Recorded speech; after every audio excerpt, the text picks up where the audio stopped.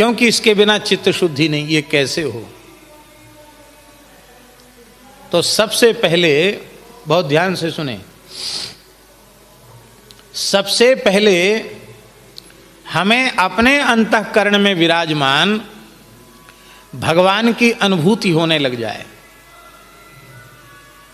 हमें अपने अंतःकरण में विराजमान भगवान की सर्वांतर्यामी की अनुभूति कैसे होवे।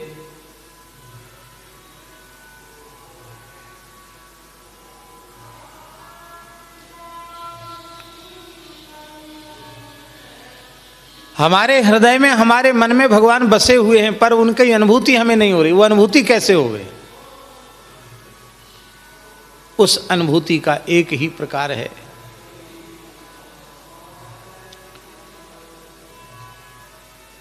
चित्त की मलिनता के कारण हृदय बिहारी की झांकी दिखाई नहीं पड़ रही है, और चित्त की मलिनता को दूर करने का साधन है केवल और केवल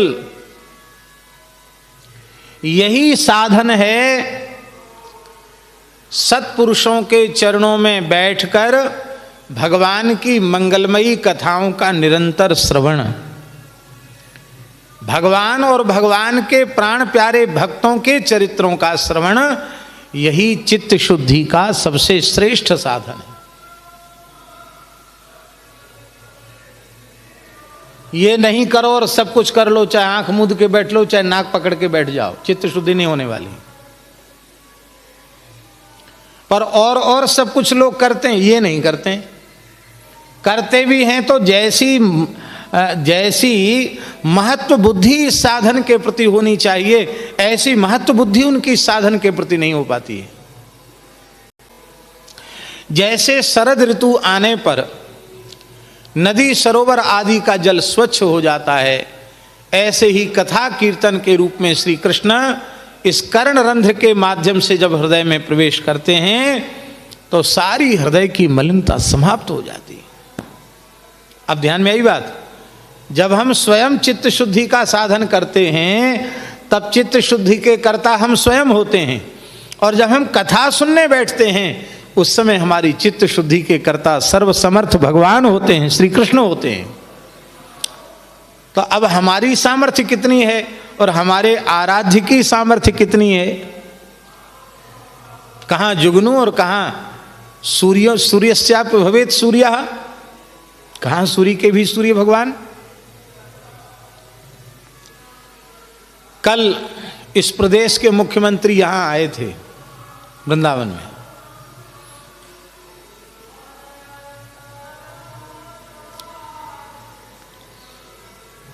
रोड की धुलाई तक हो गई थी, हाँ, परकम्मा वाला रोड, उसकी धुलाई हो गई। कल मैंने देखा, मैंने कहा रोड धुल गया, और जहां कहीं नाला वाला दिख रहा था सब जगह नए पर्दे लटक गए। पर्दे, ये टेंट वालों की जो सफेद वाली पर्दे पूरे।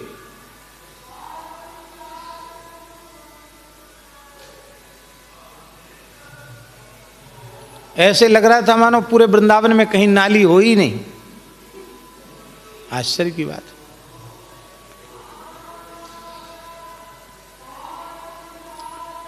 एक उच्च पद पर बैठे हुए व्यक्ति की इतनी महिमा कि वो थोड़ी देर के लिए आया और सब साफ हो गया।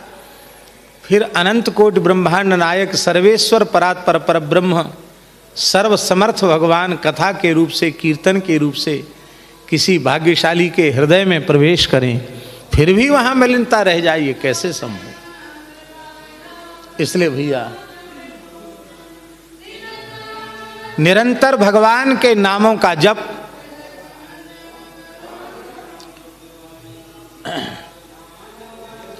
निरंतर भगवान के पवित्र नामों का जप और भगवान के पवित्र चरित्रों का श्रवण, भगवान के पवित्र नामों का श्रवण। हाँ, हम ये कह रहे थे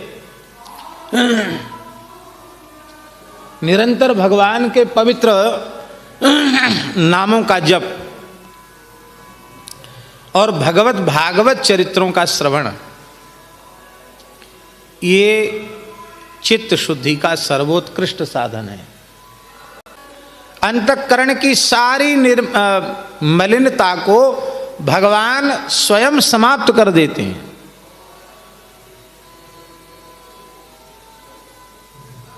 भगवान के चरित्रों का श्रवण। इसलिए सब साधन करते हुए भी भगवान के मंगलमय चरित्रों में, भगवान की कथा में विशेष श्रद्धा रखना, ये चित्त शुद्धि का साधन है।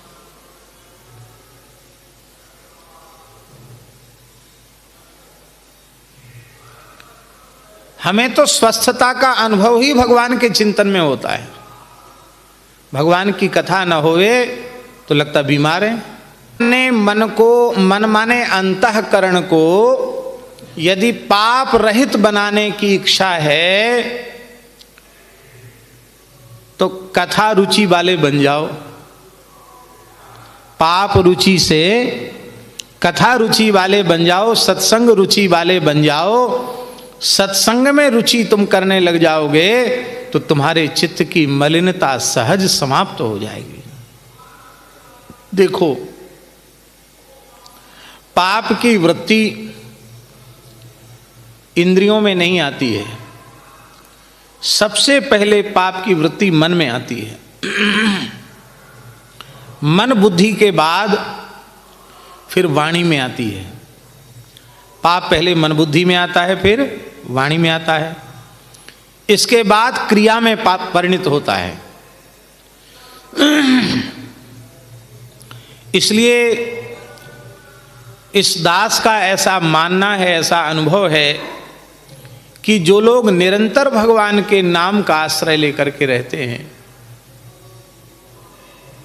भगवान की मंगलमयी कथाओं को, भगवान के प्राण प्यारे भक्तों के चरित्रों को जो श्रद्धा पूर्वक श्रवण करते हैं, उनका मन निर्मल हो जाता है। मन के पवित्र होने से वाणी पवित्र हो जाती है, और मन वाणी के पवित्र होने से क्रिया अपने आप पवित्र हो जाती है।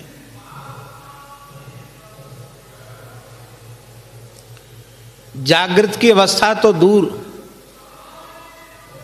ऐसा जो भगवान का प्रेमी अनुरागी निर्मल अंतःकरण वाला भक्त है, उसके द्वारा पाप का आचरण स्वप्न में भी नहीं होता है। स्वप्न में भी पाप नहीं बनता उससे। क्यों बनेगा पाप? पाप मलिन होगा, मन मलिन होगा तो पाप में प्रवृत्त होगा। पाप में प्रवृत्त होगा तो वह अपवित्र मन इंद्रियों को प्रेरित करेगा, और इंद्रिय फिर उस कर्म में लग जाएगी। उसको वैदिक सदाचार का मार्ग अच्छा नहीं लगता, उसका वो त्याग कर देता है। इसलिए आपके पूज्य सद्गुरुदेव भगवान ने वेदानुकूल जो आपको सदाचार का उपदेश किया है, उस उपदेश को परम प्रमाण मान करके वैसा जीवन आप बनाओ तो यही भगवत प्राप्ति का मार्ग है। इस मार्ग पर चल करके आप भगवान के चरण कमलों तक पहुंच सकते हैं। जो दुष्ट मति के होते हैं, मलिन मन के, मलिन बुद्धि के होते हैं, उनको धर्म और सदाचार का मार्ग, वर्णाश्रम व्यवस्था का मार्ग, ज्ञान का मार्ग, भक्ति का मार्ग, प्रेम का मार्ग उनको अच्छा लगता ही नहीं है। वे तो मनमाने ढंग से अपने जीवन में चलते हैं और क्या करते हैं? नहीं सत्संग भजन नहीं हरि को, श्रवण न राम कथा अनुरागी। अंतःकरण को पवित्र बनाने वाले कोई भी साधन को वो करते ही नहीं।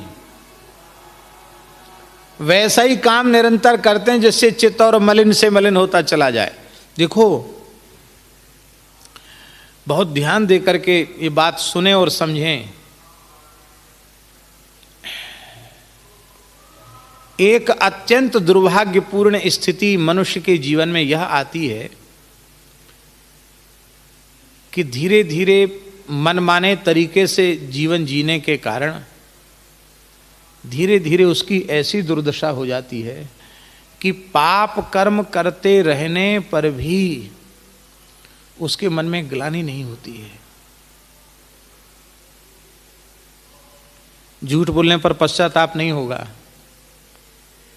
क्रोध करने पर पश्चाताप नहीं होगा, उटपटांग काम करने पर पश्चाताप नहीं होगा। ये जो उसकी स्थिति है, यह उसकी सबसे अधिक दयनीय अवस्था है। भगवान करे ये जीवन में कभी ना आवे कि पाप कर्म करने के बाद भी हमारे मन में ग्लानि ना हो। देखो, आपका कपड़ा बहुत साफ है, स्वच्छ है, सफेद है, आप कीचड़ में बैठ सकते हो? बोलो। धूल में भी बैठने के पहले एक बार नजर से देखोगे, गमछा से रूमाल से झाड़ लोगे या कुछ बिछा लोगे, फिर खड़े होगे, ऐसे ऐसे करोगे। और मान लो आपका कपड़ा ही बहुत गंदा मैला हो तो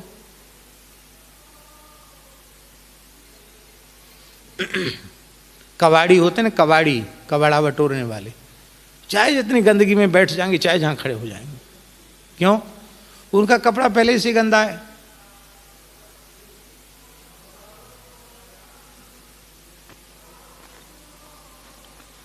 सदाचार संपन्न व्यक्ति को ही पाप कर्म करने से भय लगता है।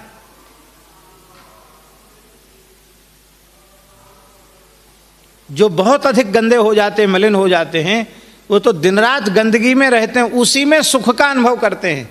जैसे सुअर विष्टा खा करके मलमूत्र की नाली में लोट करके ही वो सुख का अनुभव करता है। ऐसी स्थिति उन जीवों की हो जाती है। ये स्थिति कभी दुर्भाग्य से आनी नहीं चाहिए।